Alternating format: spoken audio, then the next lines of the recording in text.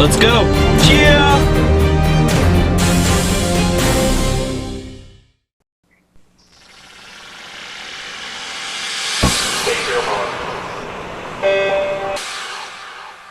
This is the Morning Swim Show for Monday, June 13th, 2011. I'm your host, Peter Bush. In the Finnish Monitor today, we'll talk to Alex Nikitin. He's the head swim coach at Multnomah Athletic Club in Portland, Oregon, and he joins us right now in the Finnish Monitor from Portland. Coach, welcome to the Morning Swim Show. How are you? Yeah, thank you, Peter. I'm very well. How are you? I'm doing well, thank you. You know, you coach for a athletic club, Multnomah, that is really steeped in history, more than a century old, and Olympians going back to the 30s and 40s. Yes, sir. That's the place. Tell me a little bit about the history there. Well, the club is one of the oldest athletic clubs in the country, and it's been founded in 1890 by the group of 26 football players. So the athletic tradition is very old, and so the swim team started essentially at the advent of the century. With the first coach being none other than Arthur Cavill, the Australian gentleman who invented the crawl stroke. So you can imagine the history there, and he was later succeeded by Coach Jack Cody, and who put the Multnomah Club on the map on the national level with these female swimmers. Wow, that's pretty incredible. And Yeah. among the many famous swimmers that have come through those lanes, Don Scholander swam there as a kid. Yes, yeah, he swam as an age grouper at the club, and then later pursued opportunities in California with George Haynes, as of course it turned out extremely well for him. How did you wind up there in Portland coaching this historic team? Yeah, like after the Goodwill games, I wound up in Seattle area and was looking at coaching opportunities. I then moved to Portland, Oregon, and worked at the club for a year, and then head coach Skip Ronkel kind of persuaded me to work with him together, and that turned out to be really a fantastic career change for me. You describe your coaching philosophy as no shortcuts. No, what does that mean yes. exactly? No shortcuts is essentially commitment. You need to commit. You need to commit not just to daily training, but you need to commit physically, intellectually, and leaving no rocks unturned. Everything that can make you better, I think the athlete and the coach should pursue it.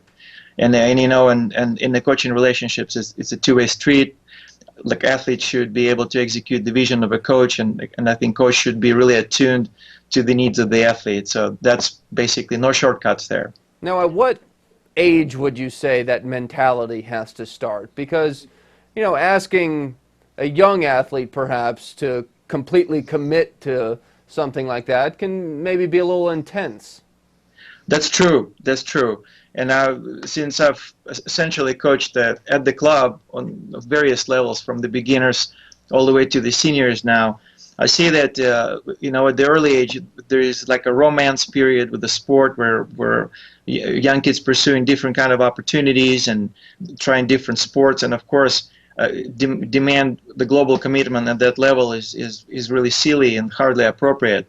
But at a certain point when the athlete is showing some promise and has some passion and ability in the sport, and we're looking probably at the girls age about 11, 12, and the boys probably ages about 12, 13, 14. I think the athletes, if they really want to reach the top performance by the time they're really in college, I think they need to start being serious about it and making commitments. So even pre-teens, you feel like Yeah. that's about the age when, you know, if you want to be serious and be, you know, as good as you can possibly be, that's when the commitment has to be made? Yeah, I believe so, because it takes really a great deal of time. And the common belief is what they call 10,000 hours or 10 years, and I really believe that it's really true. It takes a great deal of time and practice for the body and the brain to really process just enormous amount of information that you're supposed to learn and execute really flawlessly without thinking. It takes a great deal of time. You certainly have some promising young swimmers on the team right now. Tell me about Carson Brindle. Carson is, he's been in our program for quite a few years. A real hard worker, and he's a sprinter. So, in sprinters commonly really maligned in the community because people think they're a little lazy, they're a little cocky. Carson is really completely the opposite. Like, ask anybody who works hardest, everybody will point fingers to him. Who stays after, works on the starts, and takes interest in a little bit more technical work. It's Carson who never misses practices. That's the guy. So his success is really certainly no accident. He has a real good ability, but I think most importantly, he has great process. He really applies himself. Where do you envision him in maybe 3 or 4 years? Well, nobody has a crystal ball, Peter, as you know it. But I do hope that he continues to progress, and as he moves on to collegiate swimming, he finds the swim program that has the environment that will help him really develop further. The environment that is more cerebral, supportive, really engaging. And I believe that there are quite a few programs out there collegiately that would be a great home for him. And you have a Finnish kid, a young guy, breaststroker, A2 Karvinen, yes. Yeah, he's 24 years old. He's not quite young, but I think if you look at the sport today, it's not really old either. Yeah, I guess he's middle-aged now in swimming terms. But he's got a shot to make the World Championship team. He has a good shot. He's currently only 0.4 of a second off the hard priority cut that is set by Finnish Federation, but he's got provisional cuts. So he's going to attempt to make that cut at Santa Clara. So we're pretty excited. Yeah, so this upcoming weekend, he'll be at Santa Clara. You guys usually take a pretty large contingent to that meet. Well, it varies from year to year, but this year we're fortunate to bring 5 boys. 2 of them of ages 19 and over, and 3 of them are young promising athletes. So we look forward to it. Well, Coach, good luck at the meet, and thank you very much for joining us and sharing a little bit about the history of Multnomah. Thank you for your time. All right.